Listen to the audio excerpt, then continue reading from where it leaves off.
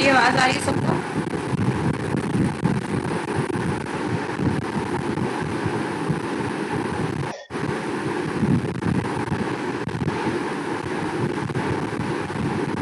आवाज आ रही है? Good evening ma'am. हाँ जी, गुड इवनिंग। आवाज आ रही है बेटा?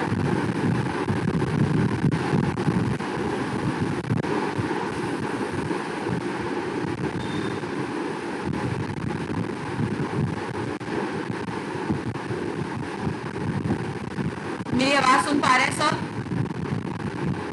Yes yes yes ma'am. Ma'am. Okay, so let's continue with the elimination reaction.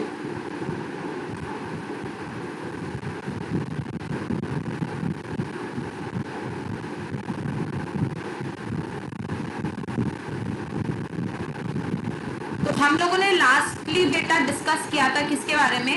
E2 elimination के बारे में, और उसके की पॉइंट्स मैंने आप लोगों को समझा दिए थे कि ये एक वन स्टेप रिएक्शन होता है, इसका ऑर्डर और मॉलिक्युलरिटी सेम होता है, दैट इज इक्वल टू 2।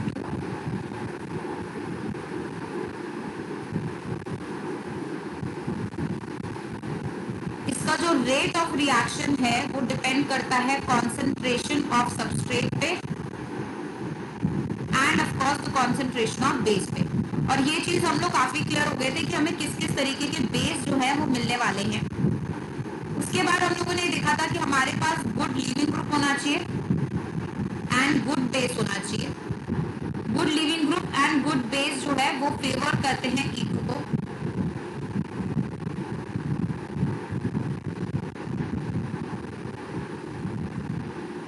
हमने साथ साथ इसके ये भी स्टडी किया था कि अगर आप E2 एलिमिनेशन करा रहे हो तो उसमें हमेशा, क्योंकि वो वन स्टेप रिएक्शन है, तो वो इंटरमीडिएट नहीं बनेगा, ट्रांजिशन स्टेट बनेगी।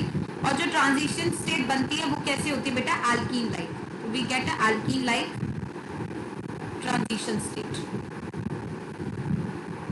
और जिस वजह से ऐसा देखा जाता है कि जब रेट ऑफ E2 डिसाइड करना है तो 3 डिग्री सबस्ट्रेट जो है ज्यादा अच्छा रेट देगा then 2 degree substrate and then 1 degree substrate. ऐसा क्यों हुआ? ऐसा इसलिए हुआ क्योंकि यहाँ पे जो है ट्रांजिशन स्टेट की स्टेबिलिटी जो है वो बढ़ जाती है। ट्रांजिशन स्टेट की जो स्टेबिलिटी होती है वो काफी इंपॉर्टेंट रोल जो है यहाँ पे प्ले करती है, राइट? तो ये सारी चीजें हम लोगों ने डिस्कस कर ली थी। आज का जो टॉपिक है वो है काफी इंपॉर्टेंट, और हम लोग इसमें डिस्कस करने वाले हैं stereo chemistry of E2 elimination. E2 elimination stereo chemistry क्या है? एक चीज याद रखिए, जो E2 एलिमिनेशन रिएक्शन है ये हाईली स्टीरियो स्पेसिफिक रिएक्शन है। ये काफी स्टीरियो स्पेसिफिक होता है। स्टीरियो स्पेसिफिक क्यों है ये? क्योंकि यहाँ पे एक पर्टिकुलर स्टीरियो केमिस्ट्री ही इन्वॉल्व होनी चाहिए। अब क्या है जरा ध्यान से देखिए। लेट्स से मैंने ये एक सबस्ट्रेट लिया है जिसमें X हैलोजन मेरा लीविंग ग्रुप है। X चाहे Cl है, चाहे Br है, चाहे I है, कोई भी ले सकते हैं क्योंकि सारे ही ठीक ठाक लीविंग ग्रुप होते हैं। बस X का फ्लोरीन नहीं लेंगे because fluorine is a poor leaving group, है ना? तो अब ये यहाँ पर X है, मैंने अल्कोहलिक KOH डाला। अल्कोहलिक KOH मैं पहले बता चुकी हूँ बेस होगा। एक्वस KOH क्या होगा? आपका न्यूक्लियोफाइल की तरह काम करेगा। अल्कोहलिक कंडीशन में बेसिसिटी बढ़ जाती है, न्यूक्लियोफिलिसिटी कम हो जाती है ना? अब जैसे हमें पता है क्योंकि इसे E2 जाना है और E2 वन स्टेप रिएक्शन है जिसमें ट्रांजिशन स्टेट भी बनेगी। लेट्स से यहाँ पे जो है काफी सारे H प्रेजेंट है। ये एक H है, लेट्स से यहाँ मैंने CH3 कर दिया, लेट्स से यहाँ पे भी एक H प्रेजेंट है। तो ये बात काफी इंपॉर्टेंट होती है कि यहाँ पे हमेशा एंटी एलिमिनेशन होता है। एंटी एलिमिनेशन का मतलब क्या है? और अभी तक मैंने एंटी एलिमिनेशन की बात क्यों नहीं करी थी, आज ही क्यों करी? लास्ट क्लास में क्यों नहीं मैंने एंटी एलिमिनेशन डिस्कस किया?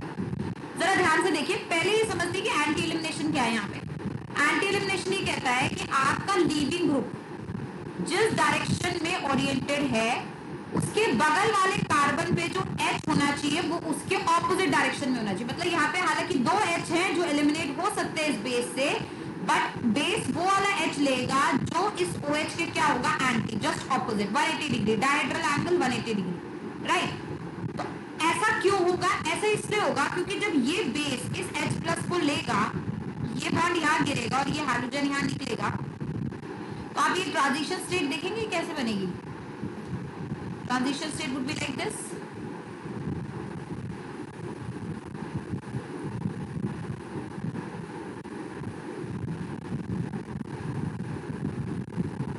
और इसका बॉन्ड बन रहा होगा बेस के साथ, ये होगा मेरा ट्रांजिशन स्टेट, है ना। ये ट्रांजिशन स्टेट कंपैरेटिवली स्टेबल है। क्यों स्टेबल है? आप सपोज एक इमेजिन करो कि आप एक ट्रेन में हो, राइट।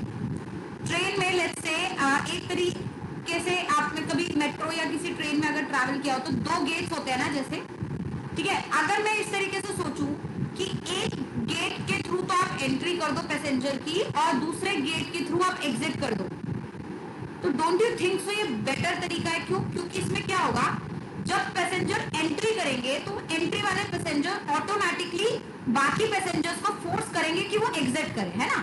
तो एंट्री और एग्जिट जो है एक दूसरे को सपोर्ट करें, एंट्री होना और एग्जिट होना एक दूसरे को अपोज नहीं करेगा। जबकि सोचो अगर ऐसा होता, एक ही गेट खुला होता, यहीं से एंट्री हो रही होती और यहीं से एग्जिट हो रही होती, तो देखिए कि लोग टकरा नहीं सकते, जैसे बहुत ज्यादा भीड़ हो जाती है तो यही नहीं होता, क्योंकि एंट्री करने वाले और एग्जिट करने वाले ऑपोजिट जाना चाह रहे हैं बट एक दूसरे को टकरा रहे हैं, है ना। तो ऐसा नहीं होना चाहिए। ये हमेशा फीजिबल है कि एंट्री जिस डायरेक्शन से हो उसके ऑपोजिट डायरेक्शन से क्या हो, एग्जिट हो। ये एग्जैक्टली वही वाला सिचुएशन है। तो जहां से इसका एग्जिट हो रहा है, यहाँ से या फिर बोलो जहां से बेस का एंट्री हो रहा है उसके ऑपोजिट डायरेक्शन से हाइड्रोजन का एग्जिट होना चाहिए। इस तरीके से ट्रांजिशन स्टेट जो होती है वो काफी स्टेबल बनती है, ठीक है।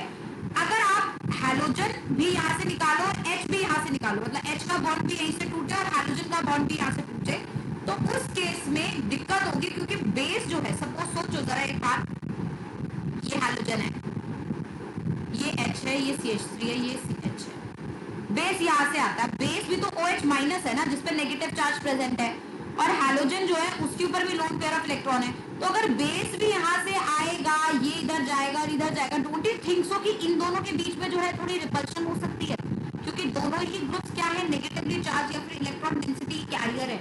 तो इसलिए बेस हमेशा चाहता है कि मैं उस डायरेक्शन से H को लेके जाऊं ताकि H का जो बॉन्ड गिरे वो हैलोजन को निकलने में सपोर्ट करे, ठीक है, और रिपल्शन भी ना हो। इस वजह से यहाँ पे एंटी एलिमिनेशन जो होती है फेवरेबल होती है। यहाँ तक बेटा बात समझ आ गई सबको? Is that clear? आगे चले, चलिए।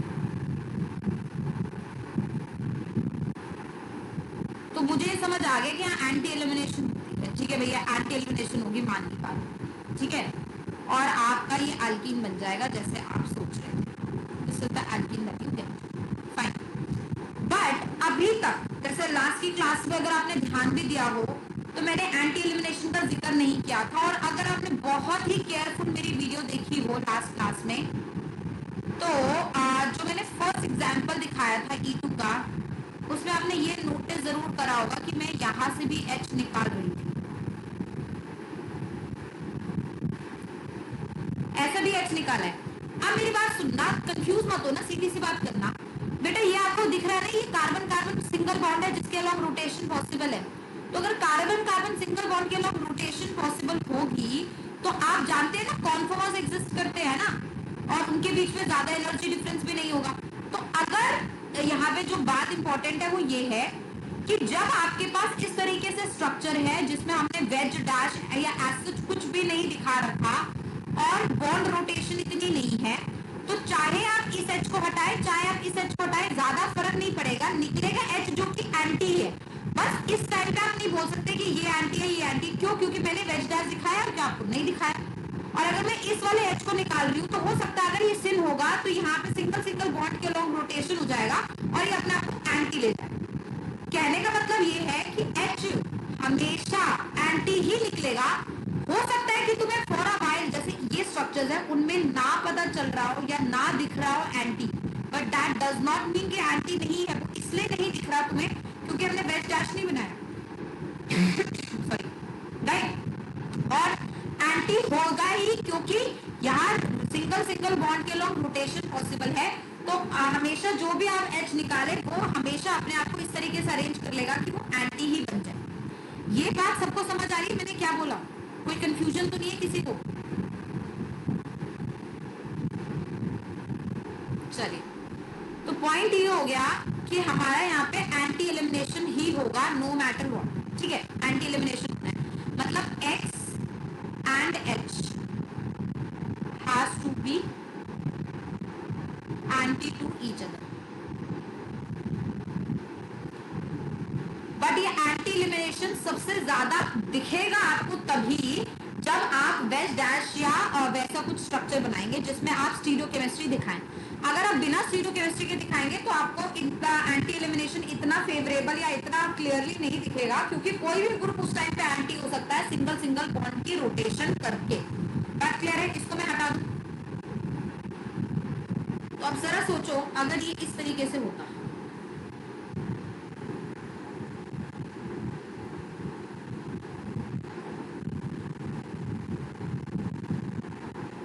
ठीक, और यहाँ पे मेरे पास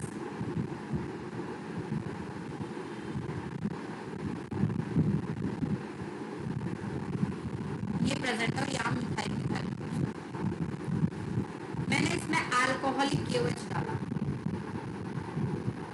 बहुत ध्यान से बात सुनिएगा, बहुत इंपॉर्टेंट बात मैं बोलने वाली हूँ। यहाँ पे आपको दिख रहा है वेज डैश हमने बना रखा है, पहली चीज है ना, यहाँ पे वेज डैश। और दूसरी चीज जो सबसे इंपॉर्टेंट है वो ये है कि यहाँ पे रिंग प्रेजेंट है, और रिंग के साथ क्या होता है बेटा? रिस्ट्रिक्टेड बॉन्ड रोटेशन हो सकता है। तो अगर रिस्ट्रिक्टेड बॉन्ड रोटेशन है मतलब अब कार्बन कार्बन के बॉन्ड के बीच में, सिंगल बॉन्ड के बीच में रोटेशन नहीं होगी, और रोटेशन नहीं होगी तो कॉन्फॉर्मर्स नहीं बनेंगे, है ना। तो इसका मतलब जो वेज पर है वो वेज पे ही रहेगा, जो डैश पर है वो डैश पे ही रहेगा। यहाँ पे किसी भी तरीके से कार्बन कार्बन सिंगल बॉन्ड के लॉन्ग रोटेशन पॉसिबल नहीं है। जो जैसा दिख रहा है तुम्हारा वो वैसा ही है ना। और अगर ऐसा है तो आप एक्स को देखिए, एक्स कहाँ पर है? एक्स किस पर है बेटा? डैश पे। अगर ये कार्बन 1 है तो इसके बगल वाले कार्बन का एच लेना, तो यहाँ तो कोई एच है ही नहीं। यहाँ देखिए, अब यहाँ एच तो है बट वो एच डैश पर ही है, जबकि एच किस पर होना चाहिए था? वेज पर होना चाहिए, तभी एंटी हो पाएगा। अगर ये डैश पर है तो एच वेज पर होना चाहिए, पर एच नहीं है, वेज पर कौन है? डी है। तो यहाँ पे स्टीरियोकेमिस्ट्री इतनी इंपॉर्टेंट होती है, ये बस ये देखेगा डी है, टी है, एच है, मुझे कोई मतलब नहीं है। जो भी डैश पर होगा, जो भी एंटी होगा एक्स के, वही निकलेगा। मतलब यहाँ पे डी एलिमिनेट होगा, ये बॉन्ड इधर गिरेगा और यहाँ से एक्स एलिमिनेट होगा। Hence the product that we get would be this है।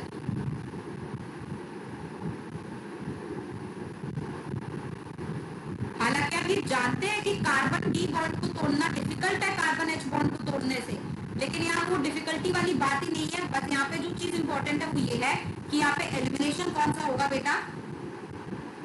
एंटी। बात क्लियर? मैम अगर डी के जगह कोई और ग्रुप होता तो भी वो उसे निकाल देता। नहीं, अब सोचो अगर सपोज ये होता CH3, ये X, ठीक है, ये H मैंने यहाँ ले लिया, यहाँ मैंने वेज पे CH3 लगा दिया और यहाँ मैंने 2 CH3 लगा दिया, ठीक है। अब मैंने अल्कोहलिक KOH डाला, यही क्वेश्चन है कि D की जगह कोई और ग्रुप होता है ना, मैंने CH3 लगा दिया। लेकिन बेटा एलिमिनेशन में बेस तो हमेशा H को ही लेता है ना, तो या तो H को लेगा या H के आइसोटोप को लेगा, CH3 को तो नहीं ले सकता बेस, है ना। ये बात तो समझ आ रही है। लेकिन यहाँ पे इसको एंटी एलिमिनेशन भी करना है, इसके एंटी पे कोई ग्रुप प्रेजेंट नहीं है, इसलिए रिएक्ट भी नहीं करेगा। इसका आंसर आएगा नो रिएक्शन। यहाँ रिएक्शन ही पॉसिबल नहीं। यहाँ रिएक्शन इसलिए हो गई क्योंकि यहाँ पे हाइड्रोजन का कोई आइसोटोप एंटी पोजीशन में प्रेजेंट है। जब एंटी पोजीशन हाइड्रोजन के अलावा किसी और ग्रुप से ब्लॉक होगी तो रिएक्शन ही नहीं होगा। मतलब ये समझ लो इतना स्टीरियो स्पेसिफिक है कि बिल्कुल कॉम्प्रोमाइज नहीं करता है कि सोचे यार ना रिएक्शन होने से अच्छा है कि इससे एलिमिनेशन करूं, बट नहीं। तभी मैंने एक टर्म कोट करा ना, स्टीरियो स्पेसिफिक, है ना। 2 वर्ड होता है बेटा, एक होता है स्टीरियो सिलेक्टिव और एक होता है स्टीरियो स्पेसिफिक। दोनों में डिफरेंस पता है क्या है? कि जब आप स्टीरियो स्पेसिफिक बोल रहे हो ना, मतलब no compromise at all, anti मतलब एंटी ही, कुछ मर्जी कर लो। और स्टीरियो सिलेक्टिव का मतलब ये होता है कि वो सिन भी कर सकता है, एंटी भी कर सकता है, लेकिन एंटी थोड़ा फेवरेबल होगा सिन से, but that does not mean कि सिन नहीं हो सकता, बट यहाँ ऐसा नहीं है, इसलिए ये रिएक्शन स्टीरियो सेलेक्टिव होके क्या है, स्पेसिफिक। स्पेसिफिक है, बहुत पक्का है अपने काम पे कि एंटी मतलब एंटी ही, और अगर एंटी पे हाइड्रोजन या कोई और ग्रुप प्रेजेंट नहीं है तो ये बंदा रिएक्ट ही नहीं करेगा। बात क्लियर रश्मि? Yes ma'am. तो ये वर्ड आप ध्यान रखेंगे, काफी ज्यादा बार एंट्रेंस में पूछा जाता है, स्पेसिफिक, सेलेक्टिव। तो ये आप याद रखिए, E2 एलिमिनेशन हमारा क्या है, हाईली स्टीरियो स्पेसिफिक है, सेलेक्टिव नहीं है। ठीक, चलिए अच्छा, इसी चीज को आगे लेके चलते हैं, थोड़ा सा और समझाने की कोशिश करते हैं। अब देखिए यहाँ पे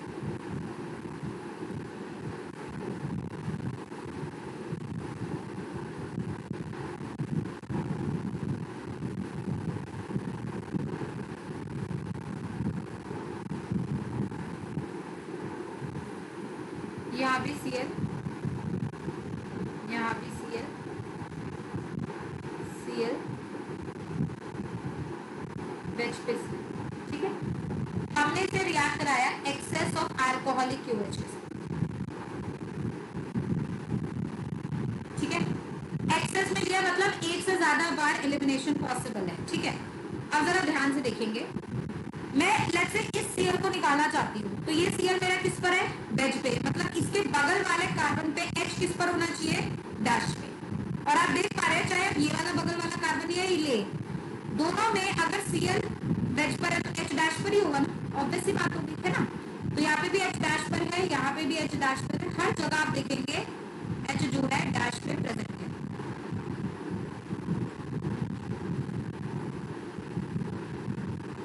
ठीक है, अब यहाँ पे एक्सेस ऑफ OH माइनस मैंने लिया, तो लेट्स से पहले H, यहाँ से H निकला, ये बॉन्ड इधर, और यहाँ से Cl निकला, ठीक है। ध्यान से देखेंगे क्या होगा, मैंने एक एलिमिनेशन कराया, चाहे यहाँ से कराओ चाहे यहाँ से कराओ, आपकी मर्जी है, मैंने एक एलिमिनेशन कराया, तो यहाँ पे देखा डबल बॉन्ड आ गया, ये Cl निकल चुका है, यहाँ से भी H बचा है, और यहाँ एक Cl है, राइट। और बाकी डैश पे Cl यहाँ पर है, एक ये Cl, ये भी Cl डैश पर है, ये भी Cl डैश पर है, ये भी डैश पर है। अच्छा, एक चीज बड़ा क्लियर हो जाइए, अगर डबल बॉन्ड लग गया है ना, अगर डबल बॉन्ड लग गया तो अब वेज डैश नहीं दिखाएंगे। वेज डैश का मतलब आप समझ रहे, वेज डैश कब होता है, ज्योमेट्रिकल आइसोमर से अगर मैं लेके चलूं तो वेज और डैश का मतलब ऑपोजिट होता है, लेकिन अगर आपने रिंग के अंदर डबल बॉन्ड बना दिया तो इसका डबल बॉन्ड इक्विवेलेंस कितना हो जाएगा बच्चे, 3 हो जाएगा, सॉरी 2 हो जाएगा। मतलब ये एक अल्काइन के जैसे बिहेव करेगा, और अल्काइन पे जब एक ही ग्रुप प्रेजेंट है तो कौन ऑपोजिट और कौन सेम, समझ रहे हैं। तो कभी भी अगर रिंग के अंदर डबल बॉन्ड प्रेजेंट है तो उस पे वेज डैश नहीं लगता, वेज डैश हमेशा sp3 हाइब्रिडाइज्ड कार्बन पे ही दिखता है, sp2 या sp हाइब्रिडाइज्ड कार्बन पे कभी भी वेज डैश नहीं शो करते, इसलिए जिस कार्बन पे डबल बॉन्ड आया वहां मैंने कोई वेज डैश नहीं दिखाया, ये अब इन प्लेन, ठीक है। अभी कराइए, अल्कोहलिक QH एक्सेस में मतलब एक और बार एलिमिनेशन पॉसिबल है, चलो एक और बार करा के देखते हैं। अब जरा दो चीजें सोचने की है, H तो यहाँ पर भी है, H यहाँ पर भी है, ध्यान दीजिएगा। या तो कोई बच्चे सोचेंगे मैं इस Cl को एलिमिनेट कर दूं, H यहाँ से हटाओ, बॉन्ड यहाँ, और ये Cl निकाल दो, और कुछ सोचेंगे कि मैडम इस वाले Cl को एलिमिनेट करते हैं, ये ACl है, ये BCl है। तो पहले तो आप लोग मुझे बताइए कि क्या Cla एलिमिनेट हो सकता है, क्या Cla as a living group के जैसे डिपार्ट हो सकता है या नहीं, बताइए।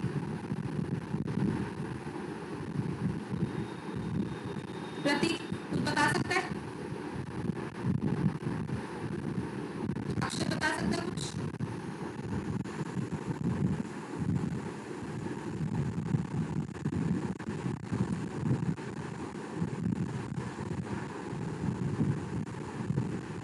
अश्वी, Gunjan,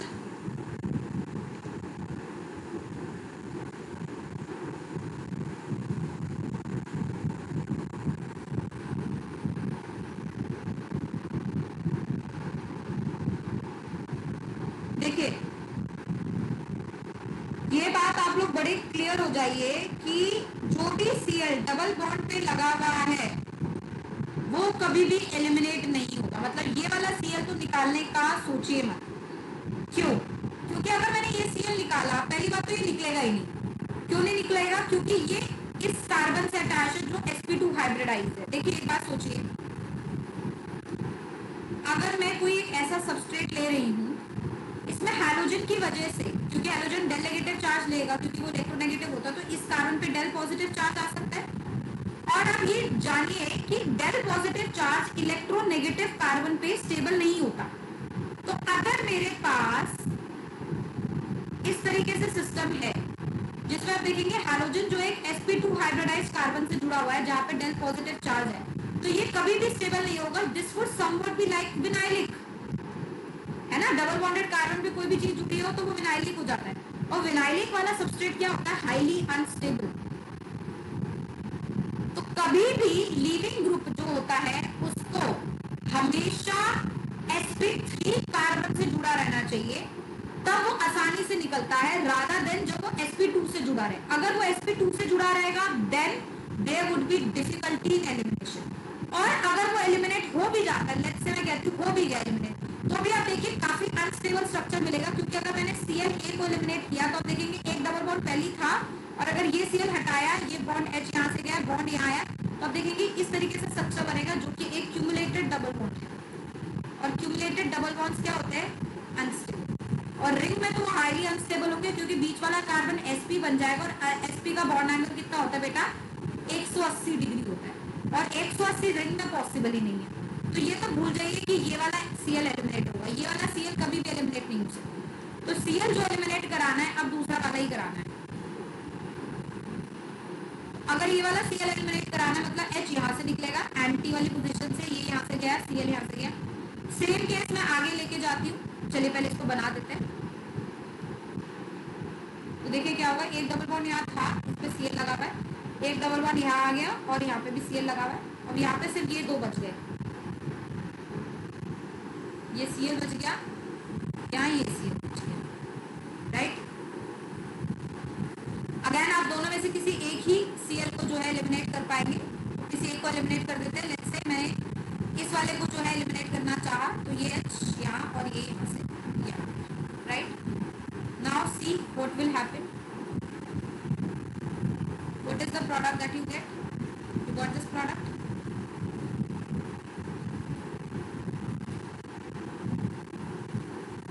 So this is the major product that you get, and ये सारे का सारा यहाँ पे 3 स्टेप हुए कंसेक्यूटिव किसके? E2 mechanism. तो यहाँ पे 3 बार E2 मैकेनिज्म हुआ है, और मेजर प्रोडक्ट जो बना है वो बना है बेटा 1,3,5 ट्राइक्लोरोबेंजीन। बात क्लियर होगी कि E2 एलिमिनेशन किस तरीके से होता है? Shall I remove this?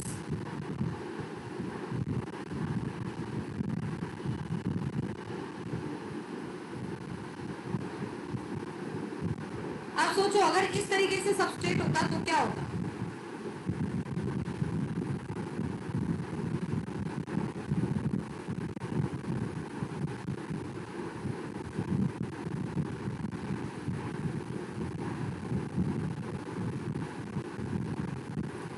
अब एक्सेस में अल्कोहलिक केवल डाल देते तो क्या होता? Now can you see any kind of anti elimination here? No. अगर आप इस Cl को वेज पे देख रहे हैं, लेट्स से ये वाला Cl आपने लीविंग ग्रुप माना, तो इसके बगल पे आप देख पा रहे हैं दोनों एज वेज पर ही होंगे, यहाँ पे भी और यहाँ पे भी, तो ये Cl नहीं निकल पाएगा। अगर मैं इस Cl को डैश पे मान रही हूँ तो इसके बगल वाले H भी देखिए फिर किस पे आ जाएंगे? डैश पे आ जाएंगे। ऐसे ही अगर आप देखेंगे हर जगह तो आप ये नोटिस कर पाएंगे कि मैं जिस कार्बन को निकाल पा रही हूँ उसके बगल वाले कार्बन पे जो H होगा वो हमेशा उसके सिन में प्रेजेंट रहेगा, एंटी में प्रेजेंट नहीं रहेगा। मतलब यहाँ पे फिर से क्या हो जाएगा बेटा? No reaction. तो E2 एलिमिनेशन इतना स्टीरियो स्पेसिफिक है कि अगर उसे एंटी एलिमिनेशन नहीं मिला तो वो रिएक्ट ही नहीं करेगा। बात क्लियर? चलिए अब नेक्स्ट एक बड़ा इंपॉर्टेंट इफेक्ट आता है आफ्टर एंटी एलिमिनेशन, वो है बेटा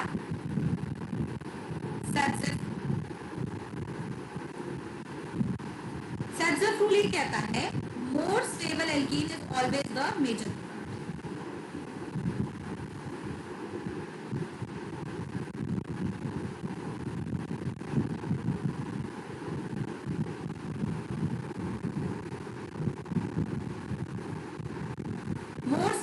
alkene is always the major product. Now alkene की stability पहली बात कैसे देखी जाती है उस चीज को समझना पड़ेगा. एल्कीन की स्टेबिलिटी बेटा जज की जाती है on the basis of number of हाइड्रोकॉन्जुगेशन.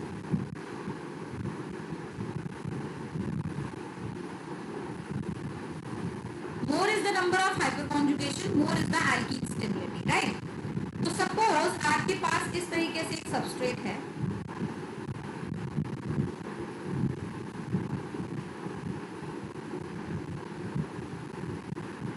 और आपने अल्कोहलिक KOH डाला. अब देखिए यहाँ पे एंटीसिन की बात मत करिएगा. क्यों? क्योंकि यहाँ पे रिस्ट्रिक्टेड बॉन्ड रोटेशन पॉसिबल नहीं है. आप जो भी H निकाले कार्बन कार्बन बॉन्ड के अलॉन्ग रोटेशन हो जाएगी, और रोटेशन के बाद जो भी H निकलना चाह रहा होगा वो अपने आप ऑटोमेटिकली कहाँ आ जाएगा, एंटी पर आ जाएगा, है ना. तो एंटी और सिन जो है ये तो आप याद रखिए कि एंटी एलिमिनेशन तो होगा ही होगा, लेकिन इसको इंपॉर्टेंस तब देनी है जब आपके पास रिस्ट्रिक्टेड बॉन्ड रोटेशन, क्योंकि रिस्ट्रिक्टेड बॉन्ड रोटेशन में ही आपका जो ग्रुप जहां पर है वो वही रहेगा और वो चेंज नहीं कर पाएगा अपने आप को. लेकिन अगर रिस्ट्रिक्टेड बॉन्ड रोटेशन नहीं है तो ग्रुप अपने आप को हर ग्रुप एक ना एक बार रोटेशन की वजह से एंटी पर आ ही जाता है. तो इतनी इंपॉर्टेंट नहीं है, लेकिन निकलेगा हमेशा एंटी. ठीक है, ऐसा नहीं कि एंटी नहीं होगा. अब यहाँ पे दो चीजें पॉसिबल है बच्चे. क्या?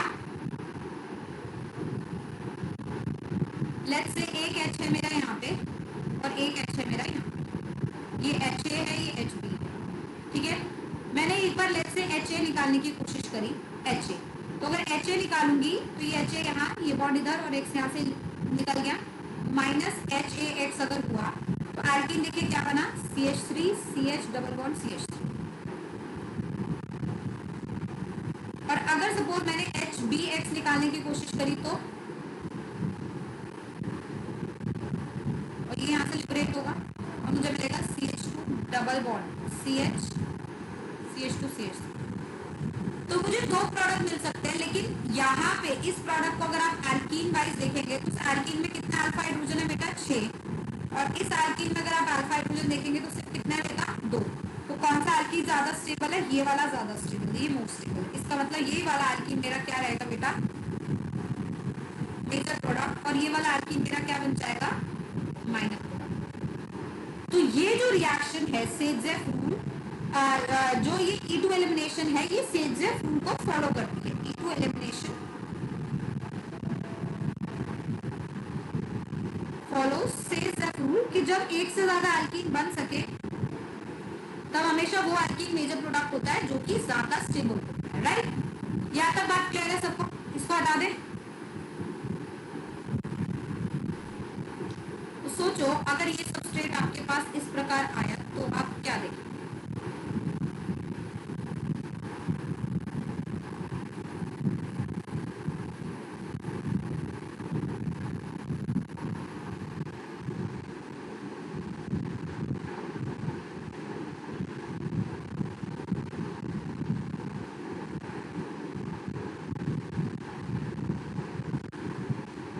मैंने अल्कोहलिक KOH डाला, एक काम ये किया, और दूसरा काम मैंने क्या किया,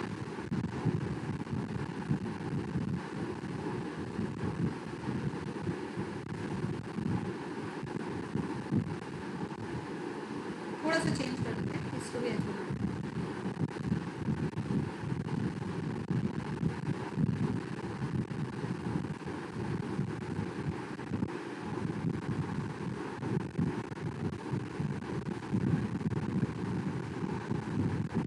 दो चीजों को समझिए यहाँ पे.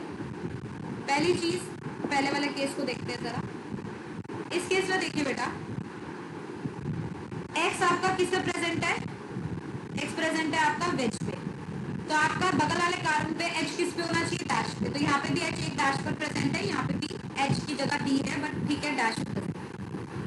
जब दोनों जगह डैश पे चीजें प्रेजेंट हैं और दोनों जगह आप देख पा रहे हैं एंटी एलिमिनेशन फेवरेबल है, तो मेजर प्रोडक्ट कौन होगा, जो सेडजेफ के हिसाब से बनेगा. मतलब more stable alkene has to be the major product. और अगर ये स्टेबल एल्कीन वाला कॉन्सेप्ट मुझे समझ आ रहा है तो मैं ये भी बता पा रही हूँ कि ये डी निकलना चाहिए, क्योंकि इस डी के निकलने से जो एल्कीन बनेगा वो ये वाला होगा. और इस एल्कीन में आप देख पाएंगे कि दो यहाँ से 4 5 6 7 7 अल्फा हाइड्रोजन हो जाएंगे। और अगर वहां से H निकला, मतलब ये वाला लेट से अगर मैं H निकालती तो क्या बनता, एंटी एलिस्टर तब भी मैं कराती, एंटी तब भी होता, लेकिन डबल बॉन्ड यहाँ आता और CH3 यहाँ था। बट इसके अगर मैं अल्फा हाइड्रोजन चेक करूं तो एक D यहाँ है और 2 यहाँ, 3 अल्फा हाइड्रोजन ही तो मिलेंगे। तो मेजर प्रोडक्ट कौन होगा बेटा, ये वाला। मतलब इस केस में जो मेजर प्रोडक्ट है और माइनर प्रोडक्ट है उस हिसाब से मैं देख सकती हूँ कि यहाँ पे सेजेफ रूल भी फॉलो हुआ है एंड साथ साथ एंटी एलिमिनेशन भी फॉलो हुआ है। बात क्लियर हो रही है, दोनों ही चीजें फॉलो हुई है। Now let's come here. Now what do you think is more important? Saytzeff rule ज्यादा इंपॉर्टेंट रोल प्ले करेगा या एंटी एलिमिनेशन रोल प्ले करेगा, इसको समझना है। यहाँ आइए जरा, यहाँ देखते हैं। अगर इस x को मैं देखूं तो ये x थोड़ा सा यहाँ मैं चेंज करती हूँ बेटा, जरा इन ग्रुप्स को एक्सचेंज कर देते हैं। ये CH3 और ये H, यहाँ देखिए, यहाँ पे अगर ये वेज पर है तो H इसे किस पे चाहिए, डैश पे चाहिए। तो यहाँ कोई H डैश पे नहीं है, H सिर्फ यहाँ पे डैश पर है। और अगर ये वाला H डैश वाला निकला तो एल्कीन कौन सा बनेगा, ये वाला, जो कि आप देख पा रहे हैं सेजेफ रूल के हिसाब से नहीं है। सेजेफ रूल के हिसाब से कौन सा एल्कीन बनता, जो यहाँ बनता है, और ये इस केस में मेजर प्रोडक्ट। तो हमेशा याद रखिए E2 एलिमिनेशन में स्टीरियोकेमिस्ट्री ज्यादा इंपॉर्टेंट है रादर देन सेजेफ रूल, क्योंकि ट्रांजिशन स्टेट की स्टेबिलिटी सबसे ज्यादा अफेक्ट होगी एंटी एलिमिनेशन से। अगर एंटी एलिमिनेशन पॉसिबल हो रहा है तो आप सोचिए कि more stable alkene major product बनाएंगे। बट अगर एंटी एलिमिनेशन स्टेबल नहीं हो रहा तो more stable alkene major product वाली बात आप छोड़ दीजिए। सबसे पहले बस आप ये देखिए कि प्रोडक्ट आपका बनेगा अकॉर्डिंग टू स्टीरियोकेमिस्ट्री। तो यहाँ पे एंटी एलिमिनेशन तो फेवर हो रहा है,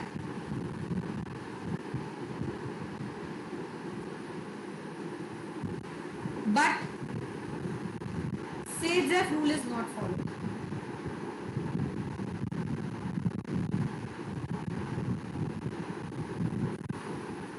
बात क्लियर होगी, मतलब anti elimination is much more important than getting a more stable product. Is that clear बेटा?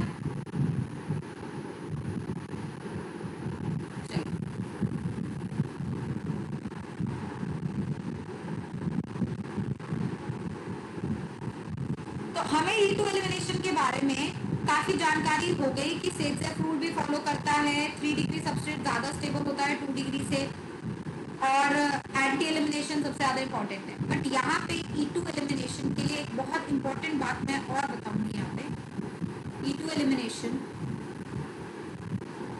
शोज प्राइमरी काइनेटिक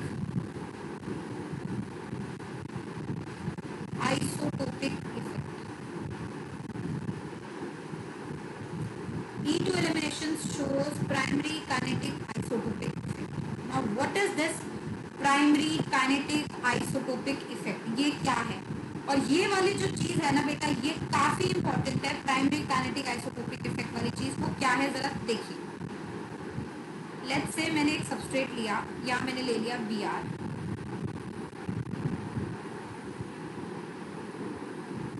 एक सबस्ट्रेट बेटा मैंने ये लिया है, एक सबस्ट्रेट बेटा मैंने ये लिया है,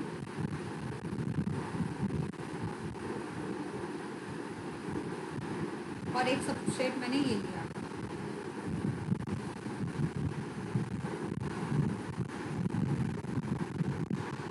ठीक है, इसको भी मैं अल्कोहलिक KOH के साथ ट्रीट कर रही हूँ, और रेट ऑफ रिएक्शन यहाँ जो है वो है रेट 1 या फिर R1 बोल दीजिए इसे।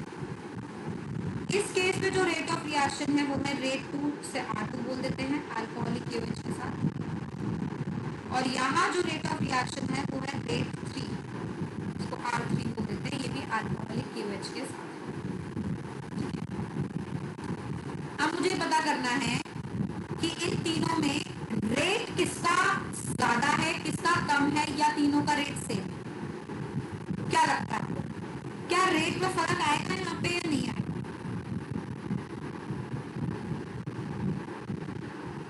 हाँ लावण्य, क्या लगता है? मैम आना चाहिए थोड़ा सा। थोड़ा सा फर्क आना चाहिए। किसका रेट ज्यादा होना चाहिए? मैम CH3 जिसमें लगे हुए हैं उसका ज्यादा होना चाहिए रेट। बिल्कुल सही बात, सही बोला। यहाँ पे आप नोटिस करेंगे कि रेट R1 काफी ज्यादा होगा R2 से और R2 ज्यादा होगा R3 से ना। ऐसा क्यों हुआ? यहाँ पे जो सबसे इम्पोर्टेंट बात है वो ये है कि इन तीनों में फर्क किसमें है, ये H के आइसोटोप्स में है ना। अब आपको ये डिसाइड करना है कि ये जो कार्बन और H का बॉन्ड है, क्या ये RDS स्टेप में टूट रहा है या नहीं टूट रहा। क्योंकि अगर ये कार्बन हाइड्रोजन का बॉन्ड जो इन तीनों जगह चेंज हो रहा है वो RDS स्टेप में टूटेगा तभी वो रेट को अफेक्ट करेगा। अगर वो RDS स्टेप में नहीं टूटेगा तो वो रेट ऑफ रिएक्शन को अफेक्ट नहीं करेगा। तो अब आप ये देखिए कि आपको ये तो पता है ये E2 एलिमिनेशन, और E2 एलिमिनेशन में एक ही स्टेप होता है, मतलब वन स्टेप रिएक्शन है। तो एक ही साथ कार्बन हाइड्रोजन का बॉन्ड टूटेगा, कार्बन कार्बन का बॉन्ड बनेगा और कार्बन Br का बॉन्ड, ये सारे बॉन्ड टूटना एक ही जगह हो रहा होगा जो RDS स्टेप में। इसका मतलब RDS स्टेप में कार्बन हाइड्रोजन बॉन्ड ब्रेक हो रहा है, और कार्बन हाइड्रोजन बॉन्ड को ब्रेक करना, energy required to break carbon hydrogen bond जो है वो काफी कम है compare to carbon D bond को तोड़ने के लिए जो एनर्जी लगती है वो काफी ज्यादा, और कार्बन टी बॉन्ड को तोड़ने के लिए जो एनर्जी लगती है वो और ज्यादा हो जाती है। बात क्लियर हुई? तो ये चीज आप लोगों को जो है काफी अच्छे से समझनी है। अब आप ये देखिए कि इस केस में जो आप बॉन्ड तोड़ेंगे वो कार्बन हाइड्रोजन का होगा, इस केस में जो आप बॉन्ड तोड़ेंगे वो कार्बन ड्यूटेरियम का होगा, और इस केस में जो आप बॉन्ड तोड़ेंगे वो किसका होगा, कार्बन टी का। और आसान तोड़ना है कार्बन H का, मतलब ये वाला रेट काफी ज्यादा होगा इससे और इससे, और इसी इफेक्ट को बोला जाता है प्राइमरी काइनेटिक आइसोटोपिक इफेक्ट। तो नोट लिखेंगे, all those reactions where carbon hydrogen bond breaks in RDS step shows primary kinetic isotopic effect. Primary kinetic isotopic effect. तो वो सारी जगह जहां पे कार्बन हाइड्रोजन का जो बॉन्ड है वो ब्रेक हो रहा होगा RDS स्टेप में, वहां वहां primary kinetic isotopic effect show होगा। इस वजह से ये E2 एलिमिनेशन जो है हमें प्राइमरी काइनेटिक आइसोटोपिक इफेक्ट देता है। बात क्लियर हो गई? चले आगे।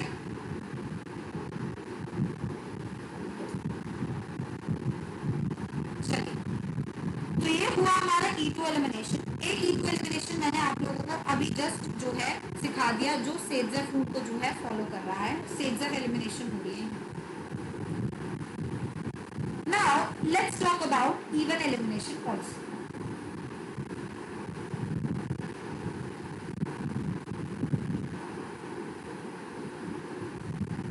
इवन एलिमिनेशन और E2 एलिमिनेशन में पॉइंट ऑफ डिफरेंस कहां पर है?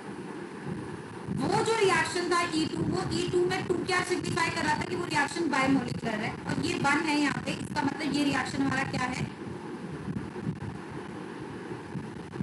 यूनिमोलिकुलर। मतलब इस रिएक्शन की मॉलिकुलरिटी 1 होती है।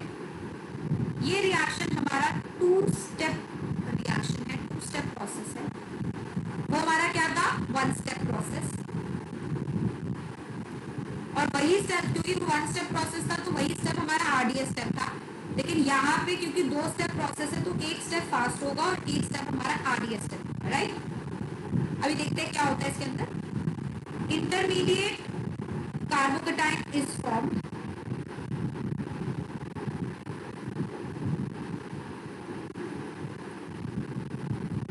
यहाँ पे कार्बोकेटाइन एज एन इंटरमीडिएट बनता है, जबकि वहां पे कोई इंटरमीडिएट नहीं था, ओनली ट्रांजिशन स्टेट ही बनी। ये जो रिएक्शन होता है इसका ऑर्डर ऑफ रिएक्शन 1 होता है, इसमें जो रेट ऑफ रिएक्शन है वो सिर्फ और सिर्फ सबस्ट्रेट की कॉन्सेंट्रेशन पे डिपेंड करता है और बेस की कॉन्सेंट्रेशन पे डिपेंड नहीं करता, जबकि वहां पे रेट सबस्ट्रेट की कॉन्सेंट्रेशन पे भी डिपेंड कर रहा था और बेस की कॉन्सेंट्रेशन पे भी जो है डिपेंड कर रहा था, लेकिन ये सिर्फ डिपेंड करता है सबस्ट्रेट की कॉन्सेंट्रेशन। तो यूनिमोलिकुलर है, 2 स्टेप प्रोसेस है, इंटरमीडिएट कार्बोकेटायन बनता है, ऑर्डर ऑफ रिएक्शन 1 है और सबस्ट्रेट के ऊपर ही डिपेंड करता है। अब रिएक्शन को एक बार देख लेते हैं। लेट्स से मेरे पास एक सबस्ट्रेट है, मैंने अल्कोहलिक KOH यहाँ डाला, तो स्टेप 1 में क्या होता है बेटा, कार्बन और लिविंग ग्रुप का बॉन्ड पहले टूट जाता है और जब कार्बन लिविंग ग्रुप का बॉन्ड टूटेगा तो एक कार्बोकेटायन जो है वो जनरेट होगा, राइट। और ये जो रिएक्शन है, क्योंकि इसमें बॉन्ड टूट रहा है और बॉन्ड का तोड़ना हमेशा डिफिकल्ट प्रोसेस होता है, इसलिए ये रिएक्शन का स्टेप हमारा क्या होता है बेटा, स्लो स्टेप होता है और यही मेरा RDS स्टेप भी होता है। जबकि स्टेप 2 में जरा हम देखेंगे तो क्या होता है,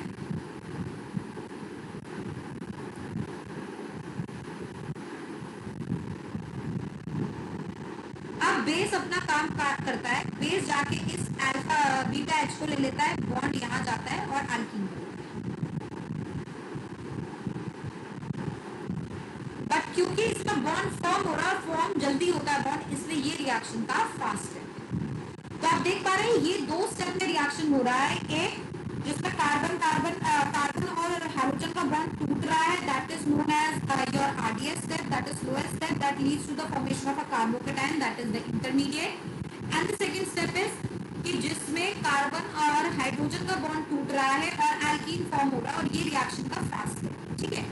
तो अब जरा इसमें आपने 2-4 चीजें ध्यान रखनी है, वो ये, क्योंकि आप इसमें देख पा रहे हैं कि आपका कार्बोकेटायन बन रहा है, कार्बोकेटायन बन रहा है, तो इसका मतलब रीअरेंजमेंट यहाँ पॉसिबल है, तो यहाँ पे रीअरेंजमेंट इज पॉसिबल, जबकि वहां कोई कार्बोकेटायन नहीं था, ओनली ट्रांजिशन स्टेट थी, मतलब कोई रीअरेंजमेंट हो नहीं सकता था, बट यहाँ पे रीअरेंजमेंट पॉसिबल है। दूसरी चीज जो आप यहाँ देखेंगे वो ये है कि अगर मेरे पास 3 डिग्री सबस्ट्रेट है और 2 डिग्री सबस्ट्रेट है और 1 डिग्री सबस्ट्रेट है और मुझे रेट ऑफ इवन बताना है, तो अगेन आप देखेंगे कि रेट ऑफ इवन 3 डिग्री में काफी ज्यादा होगा 2 डिग्री से और 2 डिग्री में काफी ज्यादा होगा कंपेयर टू 1 डिग्री, राइट। ऐसा क्यों हुआ, क्योंकि रेट इस वाले स्टेप से पता चल रहा है बेटा मुझे, इस वाले स्टेप से, और इस वाले स्टेप में आप देख सकते हैं कि आपका जो कार्बोकेटायन है वो बन रहा है, तो कार्बोकेटायन की स्टेबिलिटी ही रेट को अफेक्ट करेगी, मतलब यहाँ more stable is the carbocation, more is the rate of,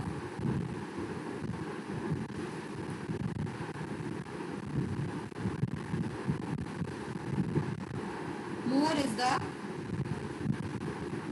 rate of even elimination.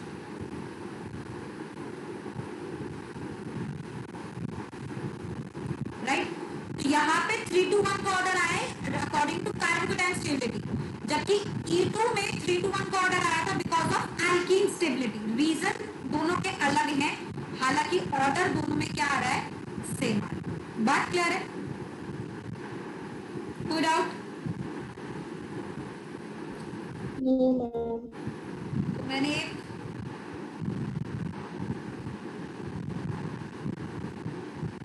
और बता दिया ये E1 है, ठीक है।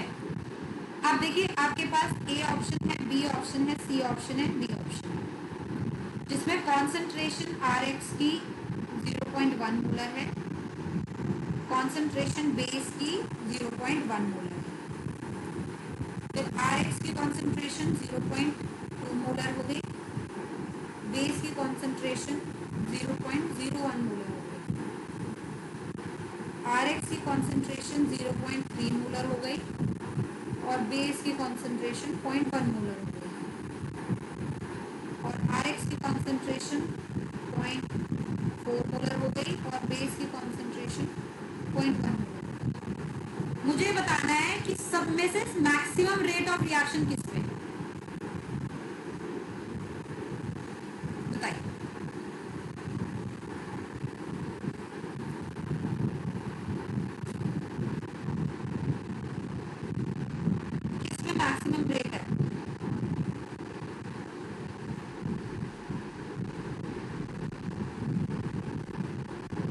Ma'am D. D, yes ma'am D. क्यों?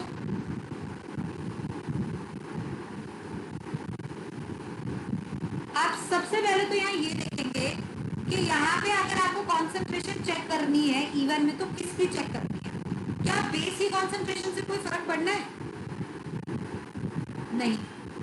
चाहे बेस की कॉन्सेंट्रेशन ज्यादा हो, चाहे बेस की कॉन्सेंट्रेशन कम हो, चाहे इनकी प्रोडक्ट की कॉन्सेंट्रेशन ज्यादा हो चाहे कम हो, मुझे कोई फर्क नहीं पड़ता। बेस की कॉन्सेंट्रेशन से इवन रिएक्शन का रेट जो है इंडिपेंडेंट है। इवन रिएक्शन का रेट सिर्फ और सिर्फ किस पे डिपेंड कर रहा है? सबस्ट्रेट पे डिपेंड कर रहा है। तो मैं सिर्फ ये वैल्यू देखूंगी और ये वैल्यू इसमें मैक्सिमम है, तो मेरा आंसर हो जाएगा डी। अब सपोज इस सवाल को इस तरीके से कर देती मैं कि यहाँ पे इसको कर देती लेट्स से 0.2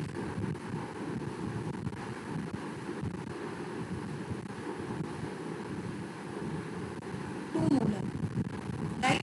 अगर सपोज ऐसे मैंने कर दिया होता तो क्या होता? अब आपको दो चीजें देखनी है यहाँ पे कि अगर इवन यहाँ लिखा हुआ है तो सिर्फ और सिर्फ इसका रेट देखेंगे, इनका प्रोडक्ट का रेट क्या आ रहा है उससे मुझे कोई मतलब नहीं है, ठीक है? तो सिर्फ इसका रेट देखेंगे और मेरा आंसर क्या हो जाता बेटा? सी हो जाता। अगर ये E2 होता तो आपको इनके प्रोडक्ट का रेट देखना होता कि प्रोडक्ट का रेट किसमें ज्यादा आ रहा है, उस बेसिस पे आप रेट ऑफ रिएक्शन को जो है बता सकते हैं। बात क्लियर हुई?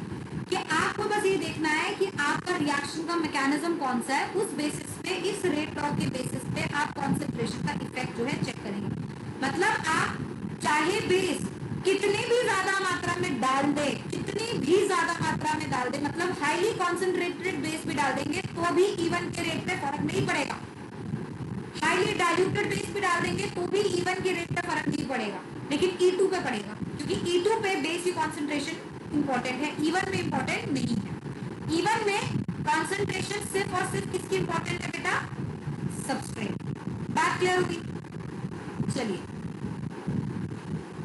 ठीक है, बात समझ आ गई। तो अब एक और बात मैं यहाँ लिख देती हूँ। तो व्हाट डू यू थिंक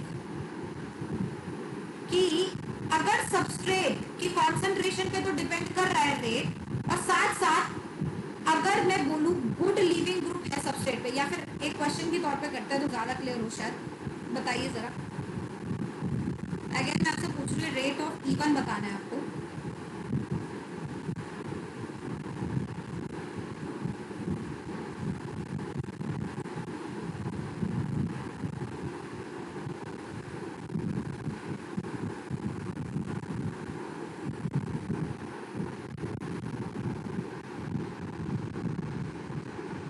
और रेट ऑफ इवन का यहाँ पे क्या होगा? वो will be the rate of even.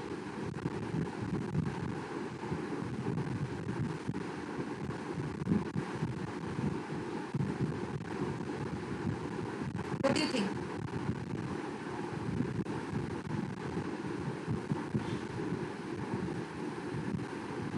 ये पार्ट है।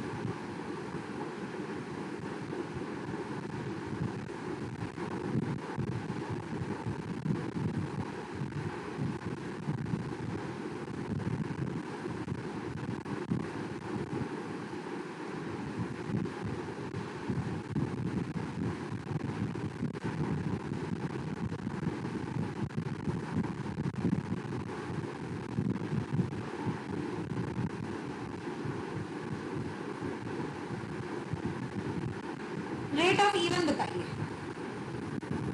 पहले वाले केस में इवन का रेट किस फैक्टर पे डिपेंड करेगा?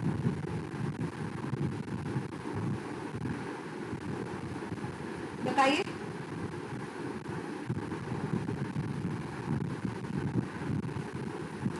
क्या आप देख सकते हैं इन सब के अंदर जो कार्बोकेटाइन बनेगा वो सारा कार्बोकेटाइन सेम ही होगा? ये भी 2 डिग्री कार्बोकेटाइन, ये भी 2 डिग्री कार्बोकेटाइन, ये भी 2 डिग्री कार्बोकेटाइन, ये भी 2 डिग्री कार्बोकेटाइन, है ना? कॉन्सेंट्रेशन की बात मैंने करी नहीं है, बट अगर आप मैकेनिज्म को रिकॉल करेंगे तो आप आरडीएस स्टेप को ध्यान से देखिए। आरडीएस स्टेप में दो काम हो रहे हैं। एक इन आरडीएस स्टेप दो काम हो रहे हैं। एक, कार्बन और लीविंग ग्रुप का बॉन्ड ब्रेक हो रहा है, सीएल बॉन्ड इज ब्रेकिंग।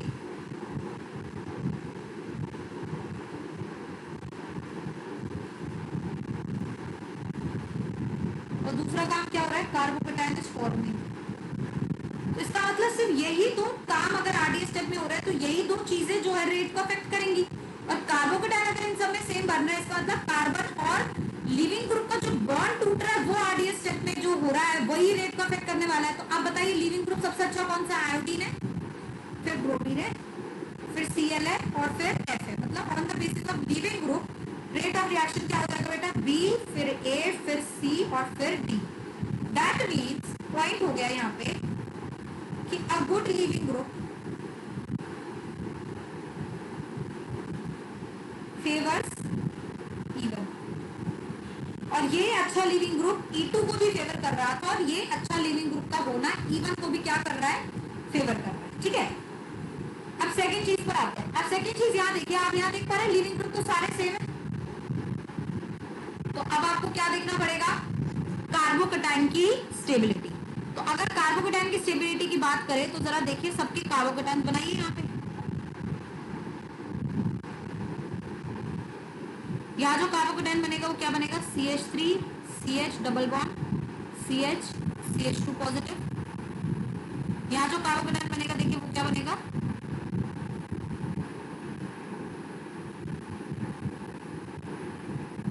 ये हो गया A, ये हो गया B। C का कार्बोकेटायन देखिए क्या बनेगा,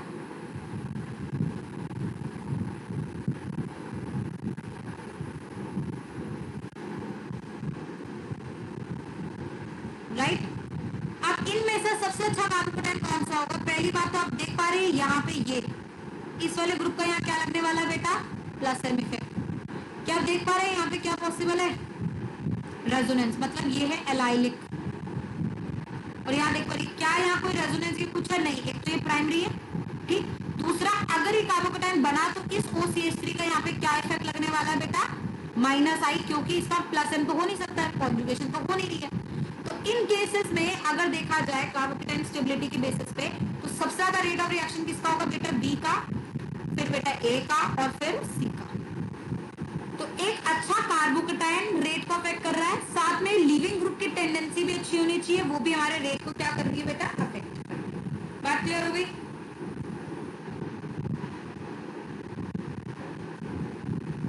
चलिए एक स्टेटमेंट में लिख रही हूं, a weak base favours even elimination. अब क्या ये बात सही है या गलत है, जरा इस पे थोड़ा सा ध्यान दें।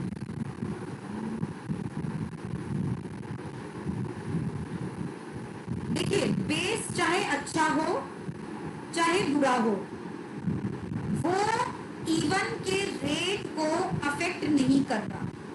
मैं कॉन्सेंट्रेशन की बात नहीं कर रही, कॉन्सेंट्रेशन तो बेस की पहले अफेक्ट नहीं कर रही थी, वो तो रेट लॉस से मुझे पता चल गया। कॉन्सेंट्रेशन के अलावा नेचर, बेस का नेचर भी इवन को अफेक्ट नहीं करेगा, क्योंकि आरडीएस स्टेप में बेस का नामो निशान ही नहीं है। आरडीएस स्टेप में सिर्फ एक ही बंदा है, वो है लिविंग ग्रुप निकल रहा है और कार्बोकेटायन बन रहा है। बेस का काम तो सेकेंड स्टेप में आ रहा है जो कि फास्ट स्टेप है। तो बेस का नेचर और बेस का कॉन्सेंट्रेशन दोनों ही इवन को अफेक्ट नहीं कर रहा। तो अगर नेचर अफेक्ट नहीं कर रहा तो ये स्टेटमेंट मैंने क्यों लिखी है यहाँ पे, ये स्टेटमेंट ट्रू है। ये मैंने क्यों लिखी है, ये मैंने इसलिए लिखी है क्योंकि अगर मैंने वीक बेस की जगह स्ट्रॉन्ग बेस लिया और सारी कंडीशन सेम रखी, 3 डिग्री सबस्ट्रेट भी लिया, लिविंग ग्रुप भी अच्छा रखा, तो E2 नहीं हो जाएगा इवन की बजाय, है ना। इवन को अगर कराना है तो E2 को रोकना होगा, और E2 को तभी रोक सकते हो सिर्फ बेस को हथियार बना के, क्योंकि E2 पे बेस डिपेंडेंट है और E1 पे बेस डिपेंडेंट नहीं। बात क्लियर। ये स्टेटमेंट क्यों ट्रू है, although E one reaction rate is independent of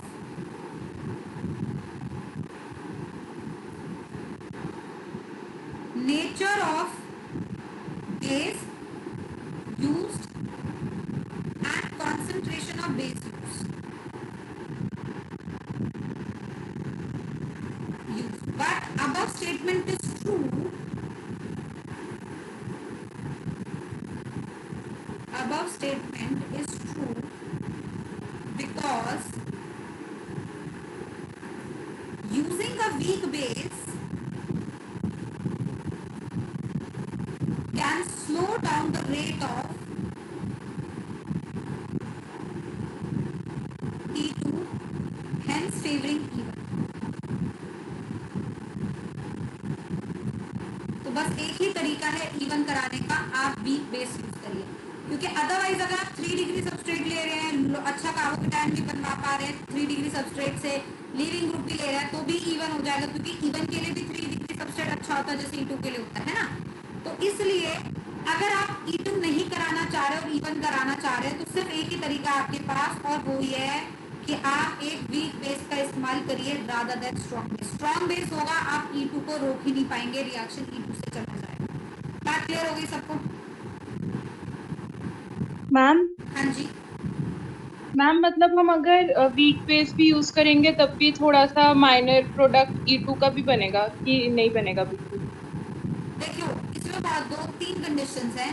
अगर आपका कार्बोकेटायन रीअरेंज कर पा रहा है, अगर रीअरेंजमेंट कार्बोकेटायन की पॉसिबल है, तो E2 बनेगा ही नहीं, सीधा E1 होगा मेजर, E2 का हल्का सा भी फ्रैक्शन नहीं होगा। बट अगर आप जैसे सिंपल ये वाला प्रोडक्ट ले रहे हैं जिसमें कार्बोकेटायन की जो है वो 100 है, बट रीअरेंजमेंट जैसी कोई चीज नहीं है, जैसे ये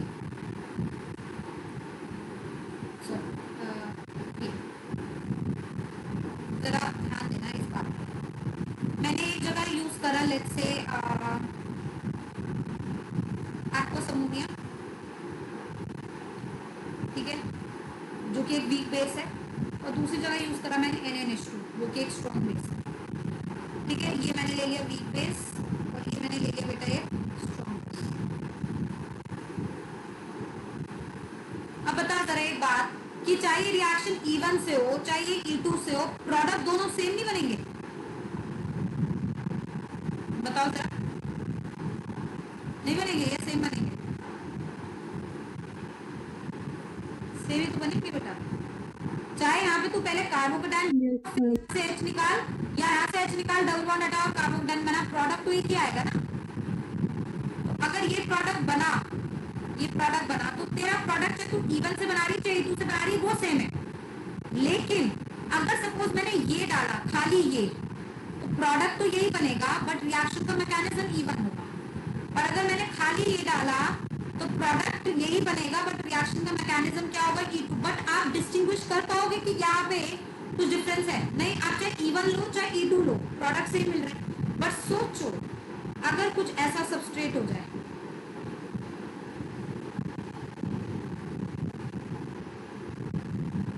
ये 2 डिग्री सबस्ट्रेट है जो कि आपको दिख रहा है रिंग एक्सपेंशन वगैरह सब कुछ कर सकता है ना। अब यहाँ पे अगर NaNH2 लिया और यहाँ पे अगर आपने एक नॉर्मल बेस ले लिया, लेट्स से अल्कोहलिक KOH ले लिया, तो ये अल्कोहलिक KOH कंपैरेटिवली NaNH2 से वीकर है, तो ये E1 फेवर करेगा और प्रोडक्ट डिफरेंट बनेगा। अब तू 100% बोलेगी कि वीक बेस जो मैं इस्तेमाल कर रही हूँ वो E1 यूज कर रहा है, E2 का फ्रैक्शन भी नहीं होगा। क्यों? क्योंकि यहाँ पे कार्बोकेटायन रीअरेंज कर सकता है। समझ आई बात? तो अगर आप वीक बेस इस्तेमाल कर रहे हो और कार्बोकेटायन रीअरेंज कर सकता है, कार्बोकेटायन बन रहा है वो रीअरेंज कर सकता है, तो E2 होने का मतलब ही नहीं है, बिल्कुल फ्रैक्शन में भी E2 नहीं होगा। बट अगर आपका कार्बोकेटायन रीअरेंज नहीं कर रहा और वीक बेस यूज कर रहा है, क्योंकि प्रोडक्ट सेम आना है E1 E2 से, तो मैं बोल सकती हूँ कि रिएक्शन का मैकेनिज्म हो सकता है थोड़ा बहुत E2 भी हो along with E1, right. But क्योंकि प्रोडक्ट सेम आ रहा है तो मैं डिस्टिंग्विश ही नहीं कर पा रही। बात क्लियर हो रही है? Yes ma'am. ठीक, चलिए, तो हमने काफी सारी चीजें E1 के ऊपर भी डिस्कस कर ली। अब एक और इम्पोर्टेंट चीज E1 के लिए जो रह गई है वो ये है, आपने E2 के लिए देखा कि E2 जो है वो फॉलो करता है primary kinetic isotopic effect, right. But E1 के ऊपर देखिए,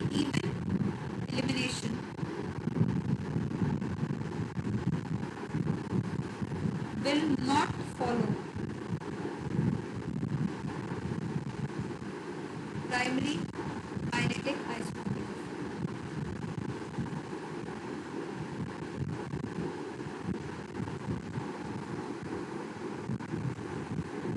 even elimination primary kinetic isotopic effect follow नहीं करता है। ऐसा क्यों होता है? क्योंकि आप देख पा रहे हैं इवन में जो स्लो स्टेप है, स्लो स्टेप या RDS step,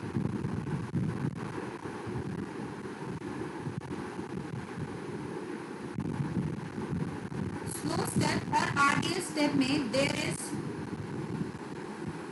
no carbon hydrogen bond breaking involve.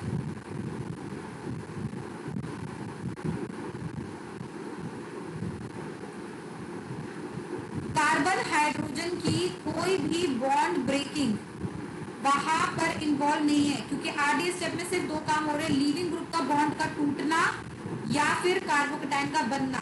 Carbon और हाइड्रोजन का बॉन्ड तो फर्स्ट स्टेप में टूट रहा है, इसका मतलब कार्बन की जगह डी लगाऊं या टी लगाऊं, एच की जगह डी लगाऊं या टी लगाऊं, तो रेट को अफेक्ट नहीं कर रहा, क्योंकि वो प्राइमरी काइनेटिक आइसोटोपिक इफेक्ट नहीं देता। बोलो बात सही है नहीं है? बताओ जरा, सही है? मैम एक और बार एक्सप्लेन कर दीजिए। हाँ, अभी 1 मिनट एक्सप्लेन कर रही हूँ। अक्षर है हमारे साथ क्लास में?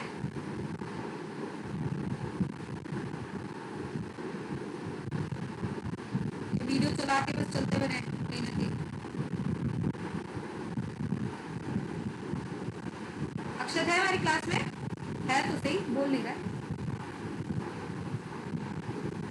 चलिए, एनीवेज,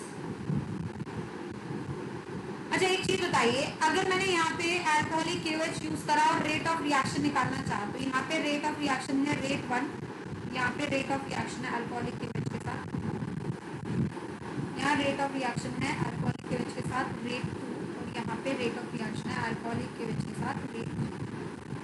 अब मैं ये कह रही थी कि हमारा E one reaction primary kinetic isotopic effect show नहीं कर सकता है ना। क्यों नहीं कर सकता? क्योंकि इसमें कार्बन हाइड्रोजन जो है उसका बॉन्ड, कार्बन हाइड्रोजन का बॉन्ड आरडीएस स्टेप में ब्रेक नहीं हो रहा है ना। क्यों? क्योंकि अगर आप इसका मैकेनिज्म चेक करेंगे तो सबसे पहले यहाँ पे क्या होता है, स्लो स्टेप में ये वाला बॉन्ड टूटता है एक्स का और कार्बोकेटाइन बनता है ना। और ये जो कार्बोकेटाइन बना है यहाँ पे, उसके बाद इस कार्बोकेटाइन का जो फास्ट स्टेप होता है उसमें यहाँ से H निकलता है। ये तो fast step of the reaction में हो रहा है और अल्कीन बन रहा है। आलावन में बात सही है? Yes ma'am. आरडीएस स्टेप में क्या कार्बन हाइड्रोजन बॉन्ड टूट रहा है? नहीं टूट रहा। तो जब carbon hydrogen bond RDS step में नहीं टूट रहा, तो H की जगह D लगाओ या H की जगह T लगाओ, क्या वो रेट को अफेक्ट करने वाला है? नहीं करने वाला है ना। तो इस केस में अगर ये क्वेश्चन मैंने आपके सामने दे दिया जो मैंने ऊपर लिखा हुआ है, तो यहाँ रेट ऑफ रिएक्शन क्या होगा? हम सेम सेम होना चाहिए है ना। R1 should be equal to R2 और it should be equal to R3 है ना। और यही हम हो जाते हैं गलत, टोटली गलत। क्यों? ध्यान दीजिएगा, बहुत ध्यान से, बहुत ही इंपॉर्टेंट बात है कि ये जो स्टेटमेंट मैंने यहाँ लिखी है ये तो बिल्कुल सही है कि ये प्राइमरी काइनेटिक आइसोटोपिक इफेक्ट नहीं दे रहा, बट यहाँ पे सेकेंडरी काइनेटिक आइसोटोपिक इफेक्ट दिखेगा। कौन सा होता है ये इफेक्ट?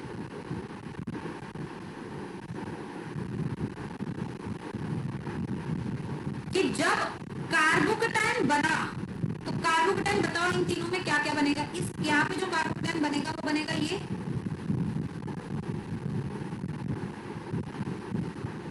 यहाँ जो कार्बोकेटाइन बना वो कौन सा बनेगा बेटा?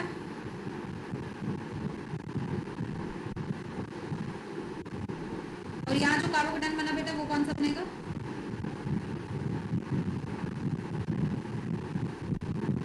कैन यू सी कि हमारे पास ये 3 कार्बोकेटाइन बन रहे हैं इस तरीके से, है ना। हालांकि जब कार्बोकेटाइन बने तो इन कार्बोकेटाइन की स्टेबिलिटी में अंतर नहीं है क्या? है, बिल्कुल अंतर है। क्यों? क्योंकि कार्बोकेटाइन की स्टेबिलिटी देखी जाती है बेटा किस इफेक्ट से? Hyper conjugation. और हाइपर कॉन्जुगेशन देखो यहाँ कैसे होगा, जरा बहुत ध्यान दीजिएगा इस बात पे, काफी इंपॉर्टेंट है। हाइपर कॉन्जुगेशन कराने के लिए अल्फा एच निकलता है और अल्फा एच का बॉन्ड इधर आता है और एक हाइपर कॉन्जुगेशन स्ट्रक्चर बनता है। ये सबको याद है, इस तरीके से होता है। ये एक हाइपर कॉन्जुगेशन स्ट्रक्चर है जिसको हम बोलते हैं नो बॉन्ड रेजोनेंस। बोले हाँ या ना? ये क्लियर है या नहीं है? Yes ma'am. Yes ma'am.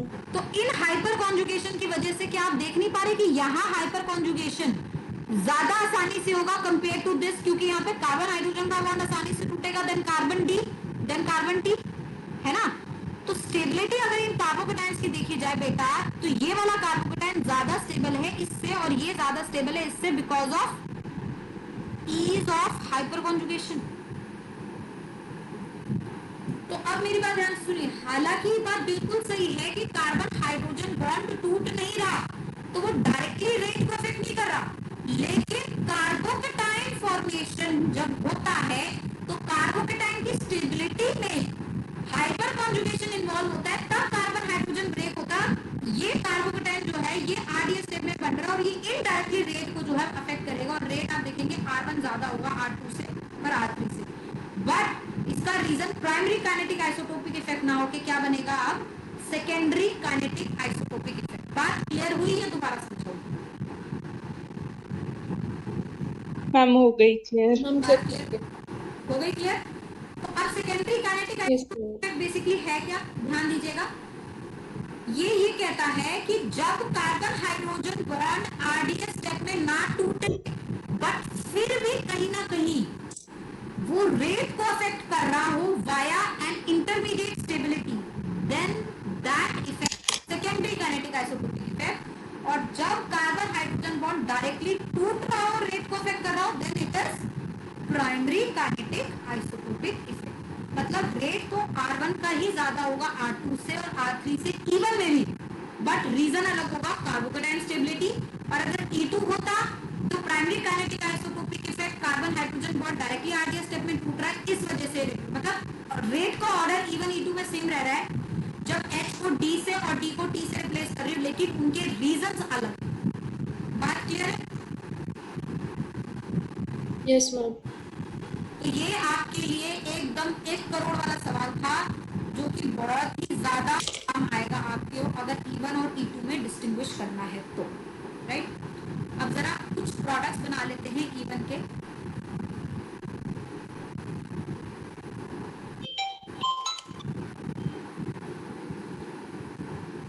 जैसे सपोज मैंने ये अल्कोहलिक यूज किया,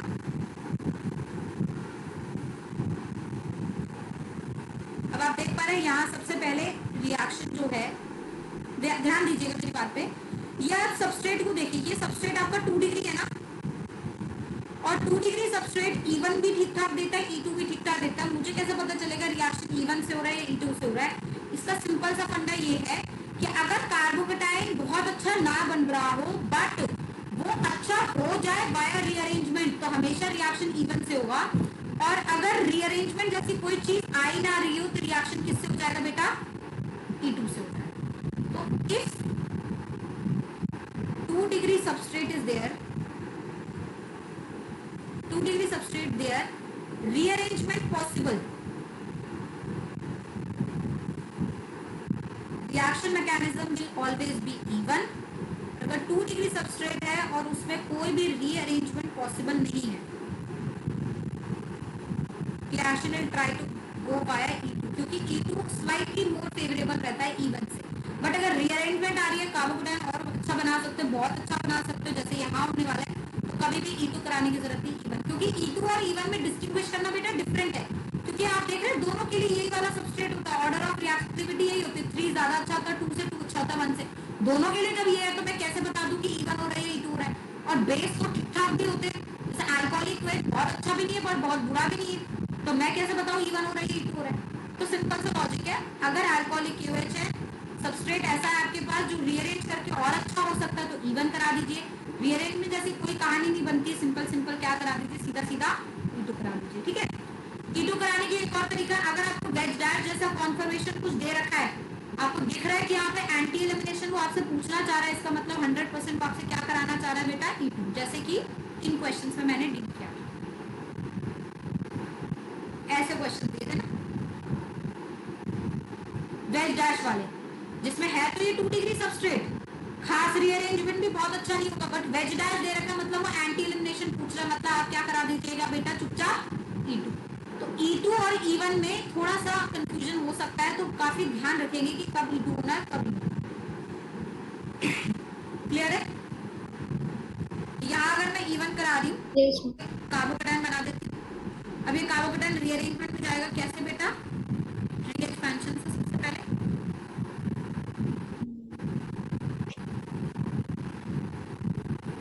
जैसे रिंग एक्सपेंशन करिए, आप देखिए 1 2 3 4 5 6 मेंबर रिंग बन गई। ये पॉजिटिव चार्ज हट गया, जहां मिथाइल है उसके बगल वाले कार्बन पे पॉजिटिव चार्ज आ जाएगा। अब ये वापस से कहा जाएगा बेटा 1,2 हाइड्राइड शिफ्ट में।